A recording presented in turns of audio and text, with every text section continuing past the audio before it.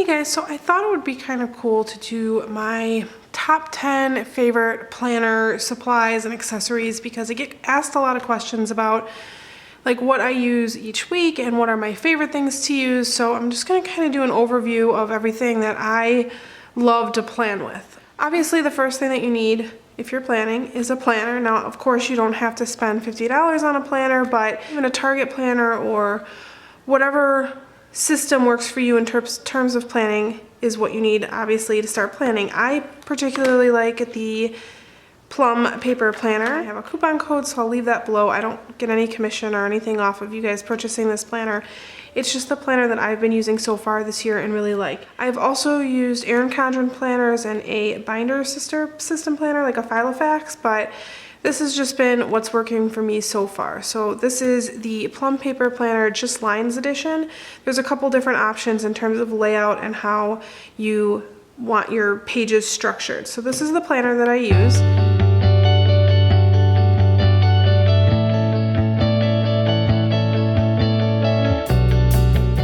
And going directly with the planner is the covers. Now all of the Erin Condren covers fit on the Plum Paper planner.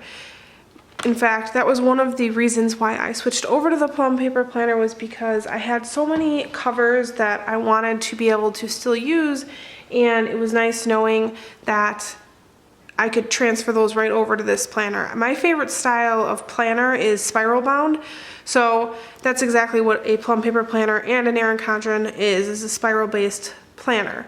And so, of course, all of her covers fit on top of the Plum Paper planner. And I have a ton of covers, but I'll show you some of my favorites. Typically like a neutrals type person, like the leopard print a lot. This one is a newer favorite that I purchased. It's actually an old cover that they've had this design for a long time, but just one that I really like. And then for the seasons, I like to use the Life in Little Squares option on erincondren.com. And I just take pictures that remind me, like this one's for fall, this one's for Christmas or winter time, that remind me of those seasons, and then put the pictures in each little square, and they look really cute, especially for the holiday season. So the next thing that I really like using in my planner is stickers. Now this is something that I kind of went back and forth mentioning because I have a lot of stickers, and the reason why I have a lot of stickers is because I review stickers on my YouTube channel, and I purchase stickers a lot on my own. No one person needs the amount of stickers that I have, but my core stickers, the stickers that I use most frequently, are weekend banners, and then my morning routine stickers, which these can be customized to say anything you want on erincondren.com. So basically the weekend stickers, the custom stickers from erincondren.com, and then I really like to use like half boxes, which are about that size, and quarter boxes, which is this size, to indicate different events that are going on. And with those half boxes, I like icon stickers. So my favorite stickers are the weekend banner, the custom stickers from erincondren.com, half boxes and quarter boxes, and icon stickers. Now, of course, the rest of the stuff that I have used for stickers is just decorative, and I really enjoy them. It's something that I would personally spend my money on, but if I was just getting into planning, my first set of stickers would include my favorite stickers. And that is another thing that I wanted to touch on briefly. I get a lot of questions from people who are just starting out in the planner community, and it can be overwhelming. Seeing something like this when you don't own any stickers kind of seems like, oh my god, I'm gonna have to accumulate all these stickers if I want it to look this way. When I first started planning, I used post-it notes and page flags from the Target dollar section until I was sure it was something that I would really enjoy and that it was worth me spending my money on. Because these stickers can get pricey. They are handmade, most of them on Etsy, so they get pricey. But I think they're worth it. I use this as a scrapbook for my family, so it keeps track of a lot of memories for us, and it ends up being worth it for me. So that's something to consider if you're just getting in the planner community, is to give it a try for a little while and slowly accumulate your supplies. You don't need a ton right away. Another great option for stickers that doesn't necessarily have to be as pricey as Etsy stickers is the sticker books from erincondren.com. I think this whole sticker book is like $15 or so, and it gives you enough stickers for each month of the year. It's a great way to just get started in the planner community. And then the other thing is the Happy Planner stickers, which are sold at Michael's. I believe regularly these are $4.99, and you can use their 40% off coupons, brings them down to like $3. So it's definitely worth it to give your planner some more decorative feels, but not spend a ton of money on stickers.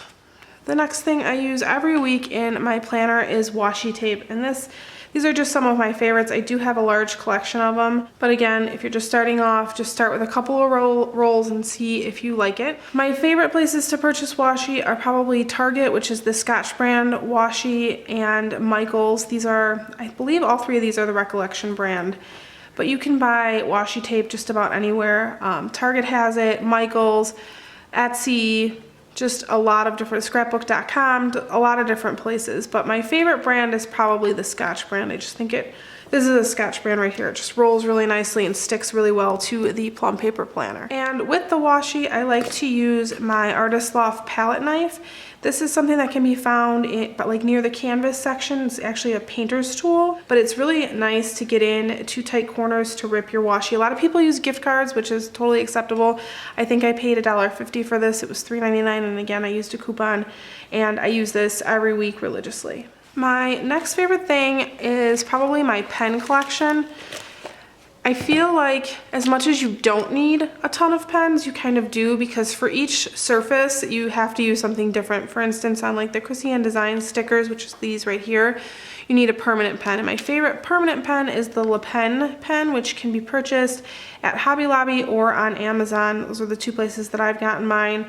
And they're a couple dollars, but they write really nicely on like a glossy sticker. Some of my other favorite pens for just writing in my planner is my Sharpie pen. It's a fine point pen. You just have to make sure that you get the pen and not the markers.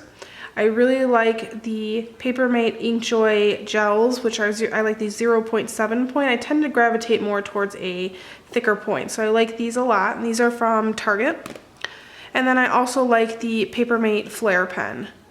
And usually 99.9% of the time I'm writing in black ink, but this blue ink is pretty on the Inkjoy. And then the other pen that I like to use a lot is the Jelly Roll pen. This writes really nicely on darker surfaces. Like for example, I used it on my weather because if I would have used a black pen, it wouldn't have shown up. So it's nice to have a white pen to write on top of the darker surfaces, and it writes really neatly, which I was surprised with for a gel pen. And then just one other pen that I didn't mention was the Muji pen. I like this a lot. I got this after watching EE Plans on YouTube. She uses the Muji pens a lot, so I purchased that. And then with the pens, I like to keep my favorite pens lately inside of my Orla Kiley pen case, and this is purchased at Target, but then I also have another pen case, which is my Kipling 100 pens case. This thing is worth every penny. It was $44.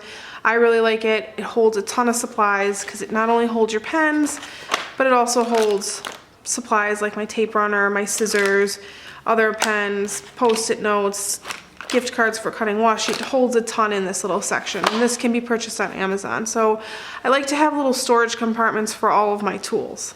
My next favorite item for planning is my Zip Polaroid printer.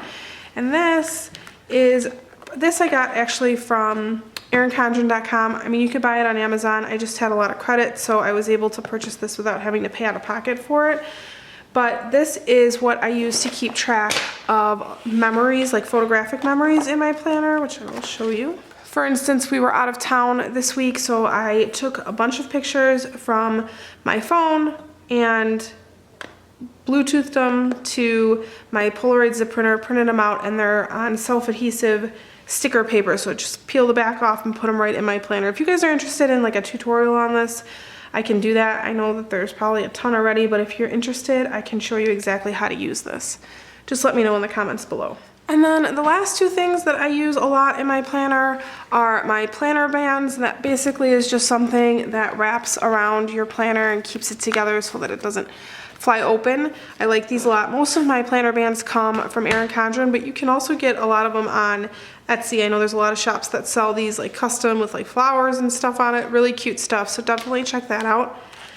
And the other thing I use to keep my planner together are Oli clips. These are magnetic paper clips that hold paper together really nicely. And the thing that I really like about the Oli clips is that they do not crease your paper. I find that those decorative ones that have like the design, you know, like the little characters on top or whatever are super cute, but they leave creases on my paper and it ends up bothering me once I remove them. So these hold a ton of papers together, but do not leave that crease on there. So this is, again, one of my favorite and most used planner supplies. And that should about do it for my most used planner supplies. If you guys have any questions, leave them below. I'll try and link all of the things that I mentioned below so you guys have an easy time finding them. But if you are just starting off in the planner community, I can't stress to you enough to go into it slowly. Don't spend a ton of money. Make sure it's something that you're gonna stick to and like, because this stuff can get pricey when you're accumulating it. And most of the planner people that you follow probably have doing planning for years. So that's how they've accumulated that much stuff. So don't feel the pressure to, you know, buy a ton of stuff and have your planner look super full right away. Just do it a day at a time, starting off with just a pen and paper, because that's how I started and it seemed to work really well for me. Again, if you guys have any questions, leave them below. Otherwise, I will see you guys in my next video. Thanks for watching. 2 hours. So to block out time in my hourly, I just like to use like a thinner washi to block out however long I think it'll take me. I mean, obviously it's not set in stone, but